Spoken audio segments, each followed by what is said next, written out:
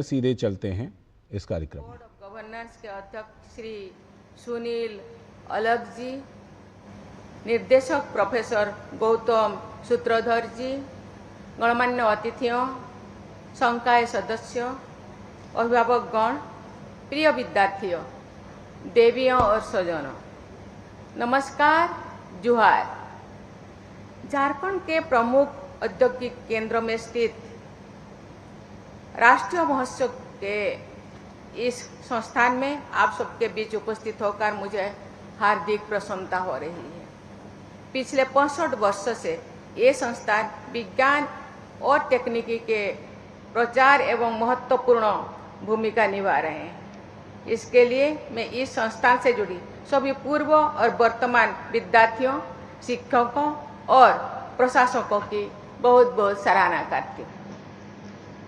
मैं आज के दीक्षांत समारोह में पदक और उपाधि प्राप्त करने वाले सभी विद्यार्थियों को हार्दिक बधाई देती हूँ। दीक्षांत समारोह में उपाधि प्राप्त करना कई वर्षों की उपाधि के लिए आपकी मेहनत और परिणाम है। ये आपकी उपलब्धियों का उत्सव मनाने और भविष्य के लिए नई संकल्प लेने का अवसर है। लेकिन आज मुझे लगता है क्योंकि साल भर के संघर्ष, परिश्रम, अनिद्रा होकर के जो परिश्रम आप किए हैं, आज मुझे थोड़ा इतना उत्साह नहीं लग रहा है। आज मैंने देखा जो 2 बच्चों को हम गोल्ड मेडल दे रहे थे, 2 लोगों को मैं डिलीट दे रहे थे, कोई बच्चे ताली नहीं बजाए। मुझे लगा कि बच्चों को शायद मना किया गया है। नहीं, बच्चे थोड़ा टायर्ड हो गए हैं, कहीं अभी 3 बज गया, भूख लग रहा होगा, तो बच्चे ताली बजाए नहीं। कहते हैं देना है तो लेना है। उनके टाइम पे ताली नहीं बजाए, फिर आपके टाइम पे कौन ताली बजाएगा? आज खुशी का माहौल है, आज पूरा उत्साह का माहौल होना चाहिए। यहाँ तो मुझे लगता है ये पर मातम सा चल जाए, पूरा चुपचाप। अभी बताया गया है कि हम महिलाएं जो बालिकाएं ज्यादा बालकों से ज्यादा अच्छा करते हैं। बालिकाएं भी तालीम पता नहीं भाइया लोग हम लोगों को साढ़े गुस्सा करेंगे, इसीलिए थोड़ा थोड़ा ताली बजाओ।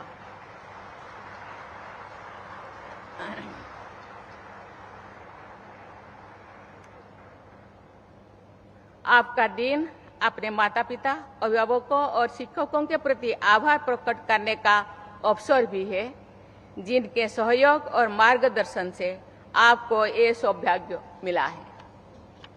मैं इस समारोह में मानद उपाधि से सम्मानित हुए स्वामी गोविंद देव गिरी जी और रविंद्र कुमार बेहरा जी को भी बहुत बहुत बधाई देती हूँ। प्रिय विद्यार्थीगण, एनआईटी जैसे प्रतिष्ठित संस्थान से शिक्षा प्राप्त करना अपने आप में एक उपलब्धि है। इस क्षेत्र में उपलब्ध प्रचुर प्राकृतिक संसाधन एवं सुप्रसिद्ध उद्यम एनआईटी जमशेदपुर को और भी विशेष बनाते हैं। आपके पास अवसर है कि इस परिवेश का लाभ उठाते हुए अपने ज्ञान और कौशल का उपयोग देश तथा समाज के व्यापक हित में करें। मुझे बताया गया है कि एनआईटी जमशेदपुर में ऐसा इकोसिस्टम विकसित किया गया है जो शिक्षा और नवाचार को लोगों की जरूरतों और देशवासियों की आकांक्षाओं के साथ जोड़ता है। सरकार के प्रयासों से परंपरागत क्षेत्रों के साथ साथ डिफेंस, स्पेस और एटॉमिक एनर्जी जैसे गैर प्रासंगिक क्षेत्र भी युवाओं को उद्यम स्थापित करने के अवसर प्रदान कर रहे हैं। तकनीकी रूप से सक्षम आप जैसे युवा इन अवसरों का उपयोग करके न केवल अपने लिए बल्कि दूसरों के लिए भी रोजगार सृजन कर सकते हैं। मुझे ये जानकर प्रसन्नता हुई है कि इस संस्थान में centre for innovation and incubation council की स्थापना की गई है। मैं आशा करती हूं कि ये काउंसिल विद्यार्थियों में इनोवेशन और स्टार्टअप संस्कृति को बढ़ावा देने में सहायक सिद्ध होगा। देवियों और स्वजनों, वर्तमान समय में जितनी तेज गति से तकनीकी बदलाव हो रही है, उस गति से शायद ही पहले की किसी कालखंड में हुई थी। इन बदलावों से जहां एक और नई नई अवसर उपलब्धि हो रहा है, वही दूसरी ओर नई चुनौतियां भी उत्पन्न हो रही है। तकनीकी विकास से शिक्षा, कृषि, स्वास्थ्य सेवा, संचार और ऊर्जा उत्पादन के क्षेत्र में अभूतपूर्व परिवर्तन हो रहे हैं।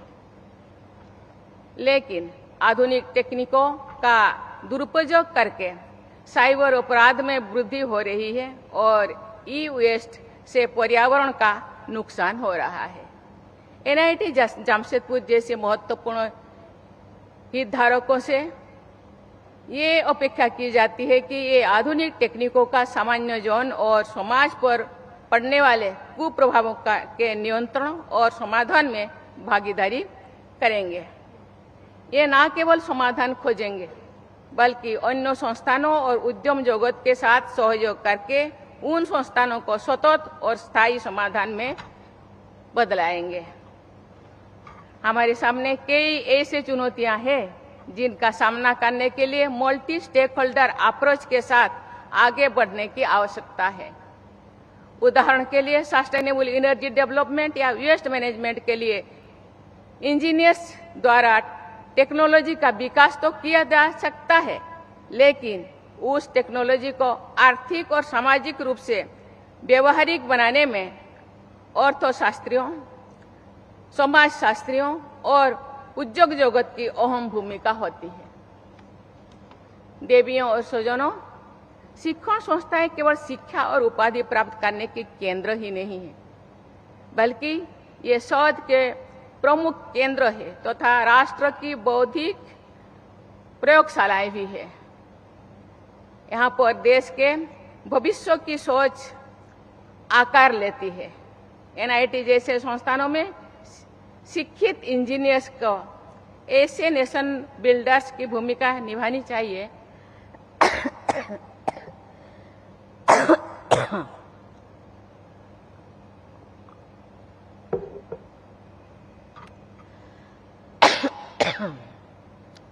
जो तकनीकी विकास को मानव कल्याण का माध्यम बनाए। बस 2047 तक किसी भी उच्च शिक्षण संस्थान की प्रतिष्ठा केवल उनकी रैंकिंग या प्लेसमेंट से नहीं होनी चाहिए, बल्कि ये भी ध्यान में रखना चाहिए कि वो संस्थान और उनके विद्यार्थी समाज और राष्ट्र के लिए किस प्रकार योगदान दे रहे हैं। बस 2047 तक हमने भारत को एक विकसित राष्ट्र बनाने का लक्ष्य रखा है। इस लक्ष्य की प्राप्ति में रिसर्च, इनोवेशन और स्टार्टअप कल्चर को बढ़ावा देना तथा युवाओं को स्किल्ड वर्कफोर्स के रूप में विकसित करना अत्यंत महत्वपूर्ण है। भारत सरकार रिसर्च, इनोवेशन, स्टार्टअप्स को बढ़ावा देने के लिए अनेक योजनाएं चला रहे हैं। एनआईटी जैसे अग्रणी संस्थानों को रिसर्च और इनोवेशन पर और अधिक ध्यान देना चाहिए। आपके ये योगदान के बल पर भारत एक नॉलेज सुपर पावर के रूप में स्थापित हो सकेगा। प्रिय विद्यार्थियों, विकसित भारत का सपना केवल ऊंची इमारतों या शक्तिशाली अर्थव्यवस्थाओं के रूप में पूरा नहीं होगा, बल्कि एक ऐसे समाज के निर्माण से होगा जिसमें अंतिम पायदान पर खड़े व्यक्ति के पास भी अवसर की समानता और गरिमापूर्ण जीवन जीने की सुविधा हो। आपकी शिक्षा और ज्ञान को सभी सफल माना जाएगा, तभी सफल माना जाएगा जो उसका लाभ जन सामान्य तक पहुंचे। जब आप संवेदनशीलता के साथ तकनीकी कौशल का प्रयोग करेंगे तो आप इस लक्ष्य को प्राप्त करने में सफल रहेंगे। आपको याद रखना चाहिए कि बिना करुणा के किया गया आविष्कार केवल एक मशीन विकसित कर सकता है, लेकिन करुणा से प्रेरित नवाचार समाज के लिए एक वरदान सिद्ध हो सकता है। भविष्य में आपके सामने कई चुनौतियां आएगी। उस समय आपका चरित्र बल और आपके नैतिक मूल्य ही आपके सबसे प्रभावी मार्गदर्शक होंगे। आपको मेरी सलाह है कि सफलता को केवल बड़े पैकेज या ऊंचे पद से नहीं मापे, बल्कि इस आधार पर उसका आकलन करें कि आपके ज्ञान या कार्यों से कितने लोगों के जीवन में सकारात्मक बदलाव आ रहा है। मैं आप सबके अत्यंत उज्जवल भविष्य की कामना करती हूँ। मुझे विश्वास है कि आप अपनी प्रतिभा और परिश्रम से न केवल आपका और अपने परिवार का बल्कि समाज और राष्ट्र का भी गौरव बढ़ाएंगे। आप सब भारत को एक समावेशी और समृद्ध राष्ट्र के रूप में प्रतिष्ठित करने में अपना योगदान देंगे। मेरी शुभकामनाएं आपके साथ है। बहुत बहुत धन्यवाद। जय हिंद, जय भारत।